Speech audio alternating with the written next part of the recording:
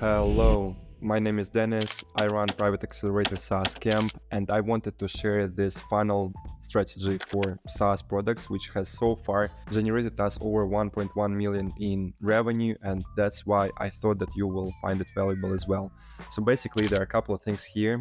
First of all, I want you to understand the concepts of outbound and inbound traffic. Here, some of the things that you are seeing in these circles are on the verge between outbound and inbound, because yes, they do include like all the effort from your side, but over time they turn into outbound channels. This is regarding a couple of things here. So basically, for your outbound traffic, this is the thing which you can always rely on, and these are the numbers that you are generating yourself, and that's why this would usually be the foundation of your growth to initial 50, 100K MRR. Basically, here you see cold email, cold DMs, and cold calling. There are many other things which I could have included in outbound traffic, but I want to keep this video under 20 minutes, so let's cover these three.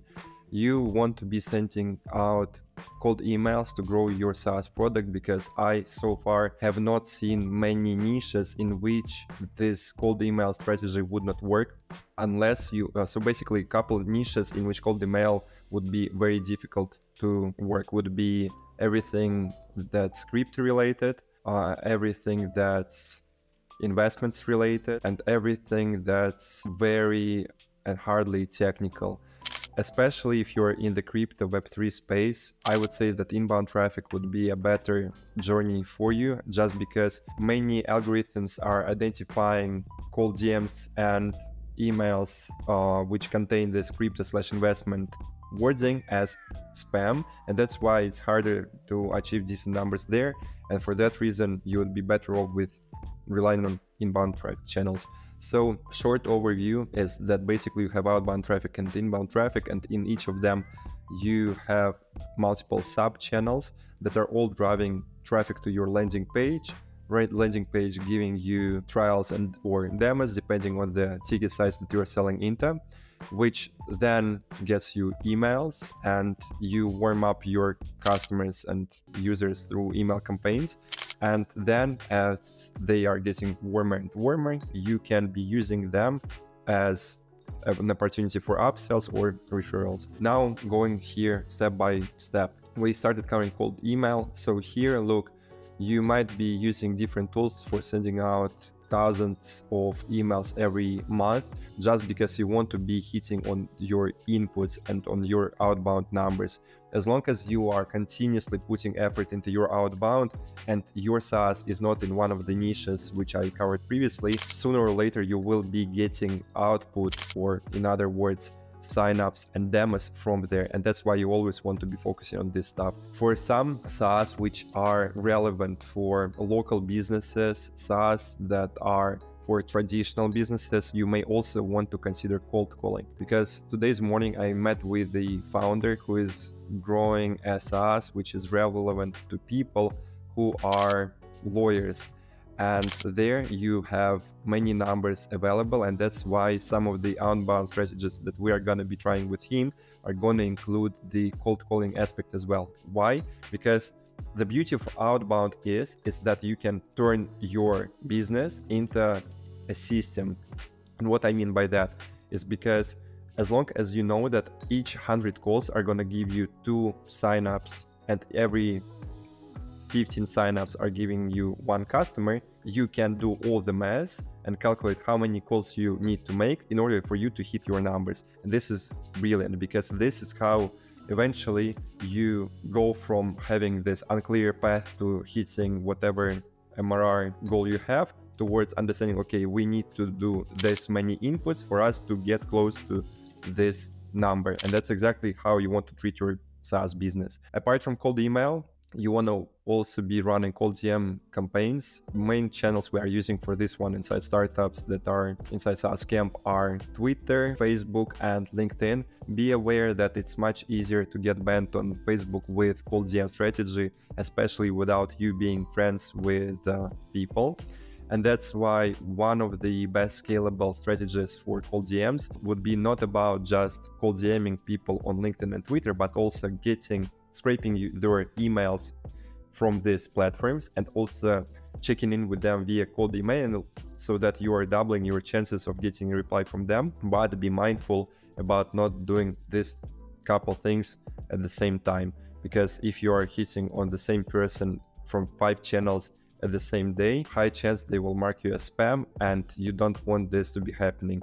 There are a dozen other different things that you need to be aware of, so if you want to check them out, basically apply to SaaS Camp so I can give you a hand with these ones. Moving on, we have again cold email, cold DMs, and cold calling. These are your primary outbound traffic channels. Now moving forward towards inbound traffic. So the beauty of inbound traffic is that if you're doing direct sales, your close rate will be much higher. And if you are selling a lower ticket SaaS, and primarily your SaaS pricing plans are between $20 and a couple $100, the people who come from your inbound traffic channels usually would be having higher conversion into your best plans rather than people from the outbound. And also they would need less warm-up time just because they found you and they were proactive about coming to you rather than the other way around. So many different ways how you can grow your SaaS through inbound traffic, and couple of the ones which I will cover in this video include these following ones. So firstly, collabs with newsletters. This strategy is often overlooked, but this gives us massive success time and time again. Basically, all you need to do is you research 10 to 20 top newsletters in your field.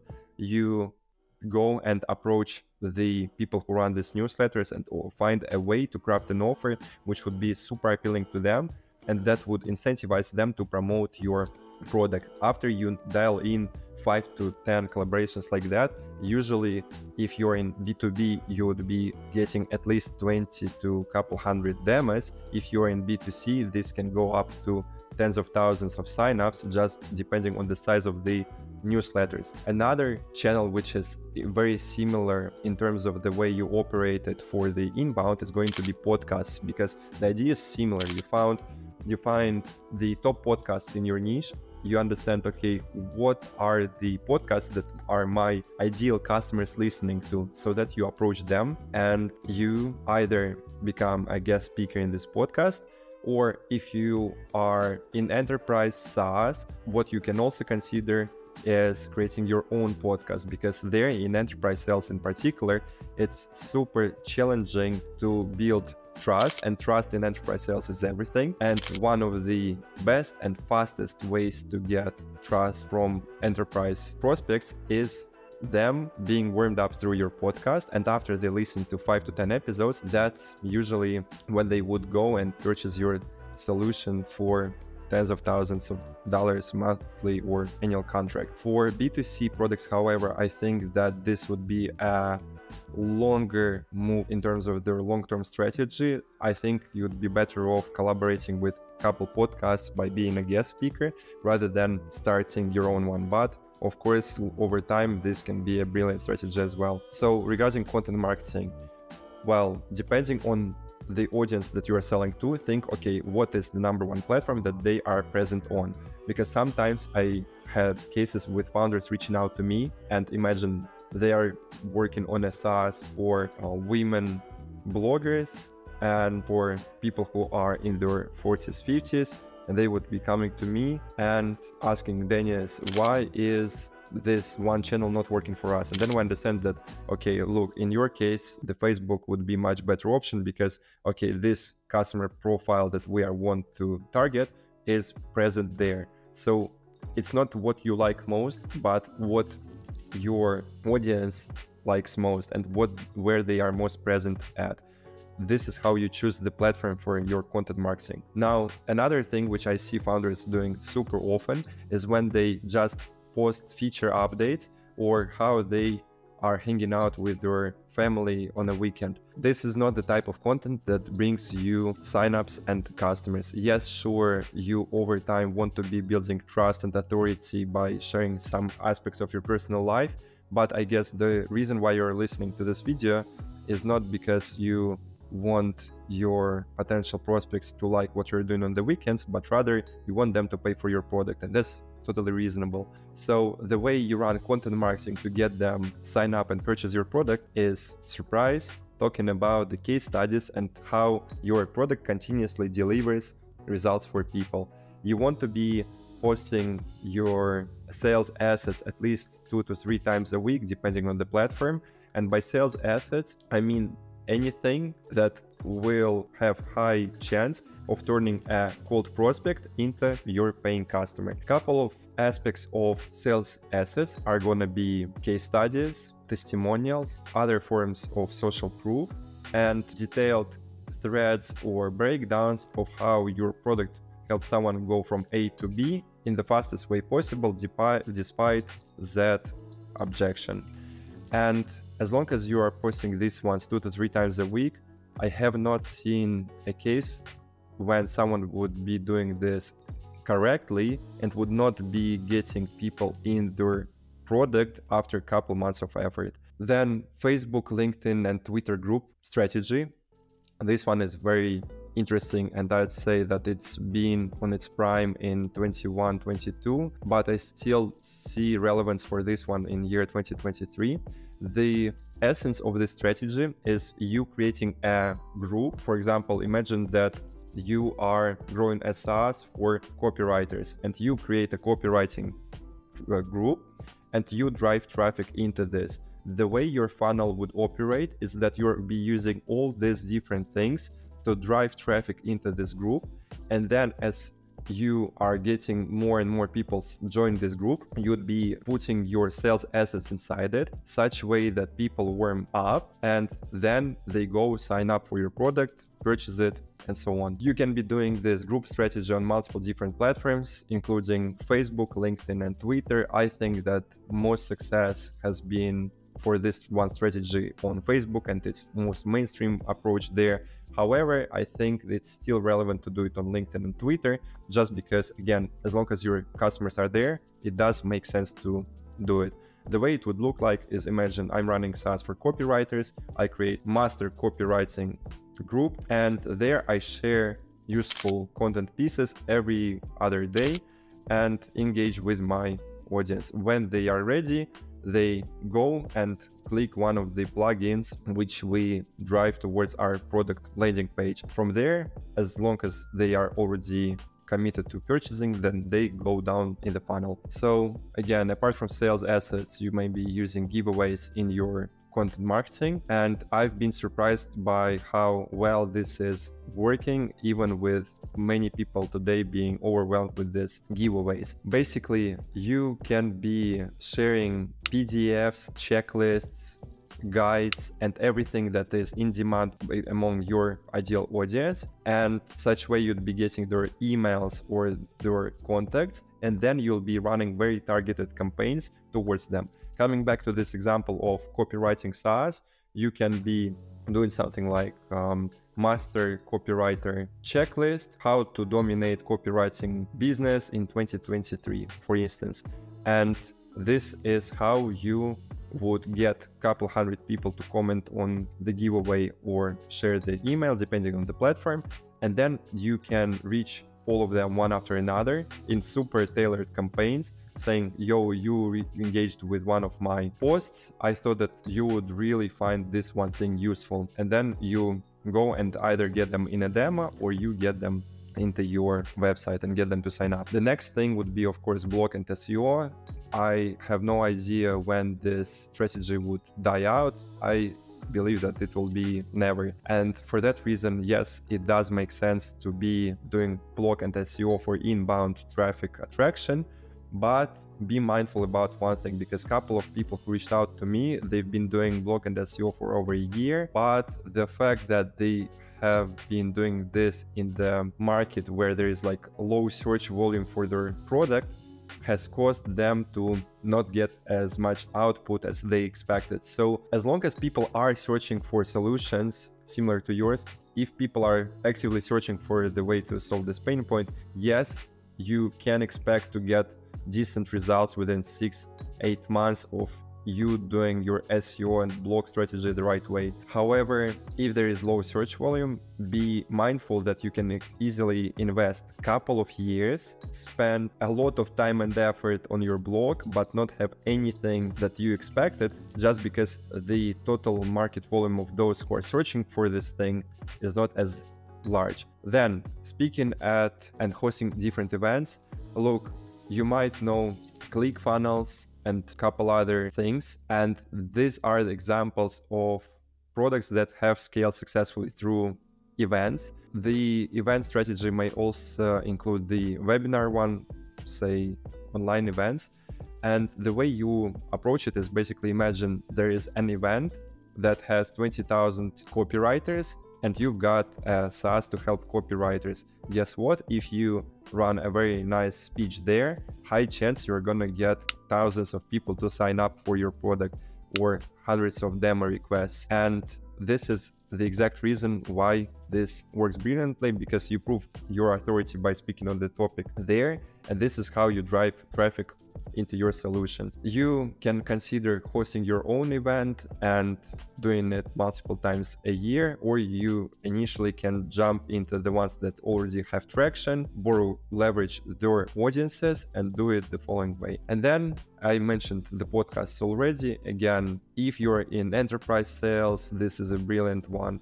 If you are selling any type of software that includes a long warm-up period, if there is like a lot of privacy concerns involved in the decision-making process, these ones work brilliantly, just because when people listen to you for hours and hours again, it's hard for them not to build trust with you, and for that reason usually they would be converting into your product or referring you to other people. So we're going to be using all of this to drive traffic into our landing page, where we would then be getting people to convert into a trial or a demo, depending on your strategy. For higher ticket products, we usually recommend doing demos.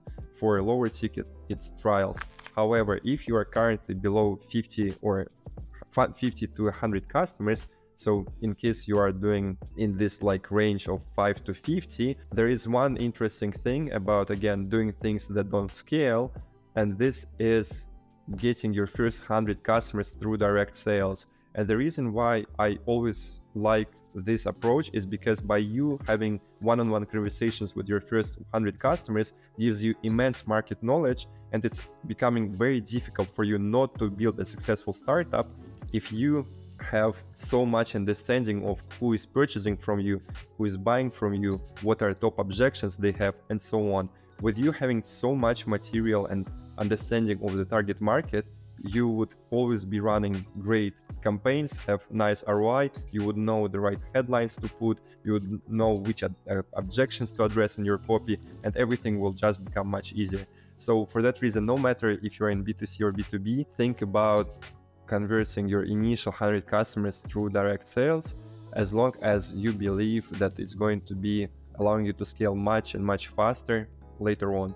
After you get trials and demos, you run email campaigns to people who signed up, because look, it's one thing to get the pure person's email, but the other thing to keep them coming back into your product every single month. And that's where majority of founders are not putting any effort in this nurturing relationship part. So what many don't understand is the people who are the easiest to sell to are those who already bought from you once. And when you understand this principle, you start treating your entire funnel completely differently. Because I see many people put some effort here on the outbound, then they put some effort on the inbound, but when it comes to trial and everything, all the steps lower, they forget about it, because they thought that, oh, if the person purchased into month 1, this means that they are with us for life. No. And what you want to do here is to basically keep nurturing this relationship, sometimes offering consultations, offering extra free value to people, thanking them that they signed up to your product at a certain point of time. And as long as you continuously do this, and as you're mindful about it, you will be having people, firstly, coming back to use your product, and secondly, they will be in a very positive, warm relationship with you. and structuring your user relationship and customer relationship such way allows you to then be doing upsells and be openly asking for referrals. Because if you never done anything to a person apart from letting them into your software, which is okay, brilliant, because your software is wonderful, but this is not what is going to put you away from the whole bunch of competitors. But out of all the other alternatives on the market, I'm sure that you will not name many people who are offering a similar solution to yours, where they would also be continuously providing checklists, consultations, some mastermind sessions, webinars, and many other useful things that can be applicable and in demand by your audience. And that's how you don't want to be stopping your attention here, but also be mindful about parts at these stages. Couple notes I put on this paper as well is make sure you're consistently making inputs in your top of the funnel, because if you are not tracking all the numbers which you are doing here, you never know how things are performing and you never can scale it to the next level. One of the things I start with when partnering up with startups inside SaaS Camp is we basically install these tracking systems to understand, okay, what are the inputs that we are getting on every single channel, where are the bottlenecks in our funnel, and this gives us a clear picture to understand, okay, we are applying this couple channels correctly, but we are doing no effort here, here, here, and here. And by us fixing these loopholes and bottlenecks, this is what allowing us to be getting some of the quick wins in the initial days of working together, because we realized that, for instance, one campaign was set up in a correct way, or the person has not been posting as much content with call to action across their socials. And when we make these tweaks, this is usually allowing us to get these small wins right from the start. Again, you must know all your numbers here across these traffic channels, because if you don't know your numbers, you can never improve them. And you can also be very mindful about this one other thing, is that 100% of founders, well, not 100, but nearly every founder, when they start their product, they do put some effort reaching out to potential customers, at least like couple people, but only very few would continue reaching out to potential customers, and very, very few would put this on autopilot, systemize it, and be reaching thousands of prospects every single week. And that's exactly what I am encouraging you to do. You don't want to be dropping your campaigns and tweaking them every single day, just because you want to be mindful about the sample sizes that you are running in each of your experiments. For instance, unless you send 250 emails to one customer group, you cannot really decide on whether the subject line and the email is performing or not. What I usually see is, okay, a founder sent 50 emails and then they say, oh, this one doesn't work. No, usually the numbers for your sample sizes, which would be minimum, are way and way larger. Such way that, okay, as long as you do not send at least 250 emails per one A/B test, unless you are running a campaign to at least 2 different personas at each point of time, you don't know whether something is going to be performing for you or not. So keep an eye on this thing. Then make sure you're not losing revenue in your bottom of the funnel, and I mean here. So for example, okay, some people dial in this top of the funnel part and they are able to understand, okay, we're doing these numbers here, we're doing podcasts, things are going great, but they are getting all this traffic into their landing page, but on the landing page, the copy is not optimized. They are lacking social proof, they don't have any case studies, they don't have any references from newspapers and a couple other things that are losing them a lot of potential signups. And this is why I put this as an extra note here, that you want to be mindful about losing revenue in the bottom of the funnel part. Again, your landing page, then whatever happens after someone signs up for your product. I had more than 5 situations when person would reach out to me for help and ask, Dennis, why are people not using my product after they sign up? I don't understand what's going wrong. Then just for fun, I go sign up for their product and understand that they ask me to verify my email. and the email never arrives or it falls into spam. And just like that, we would fix it in an hour and they would be back on getting hundreds of signups every single day. This might seem stupid, but I'm telling you, in your own funnel, you might have couple cases like this, which you always want to keep an eye on, such a way that you don't end up in a situation where you are losing revenue in such a way like this. If you have people in your email list, again, it is one thing to send them 3 onboarding emails, another thing to be continuously providing them value for 3 to 6 to 9 months for years, because this is usually the time frame in which they build a lifelong relationship with you and with your product. And you know, the more value you provide to your best customers, the more referrals they give you over time, because this does never work in the other way. And also, again, after someone has been on your list for a while, after they made a purchase, think about what are other things that will really help them to solve their pain point, and find different ideas how you can upsell this stuff, because people are hottest when they purchase your product. And again, if the person purchased from you once and they are satisfied, these are one of the easiest customers that you can land. So keep this in mind. This was a walkthrough of this one SaaS funnel. Let me know if you've got questions. Just drop them in the comments so I can help you out. Check out SaaS Camp, where we actually scale startups using these frameworks. And I will see you in the next video. Thanks for watching.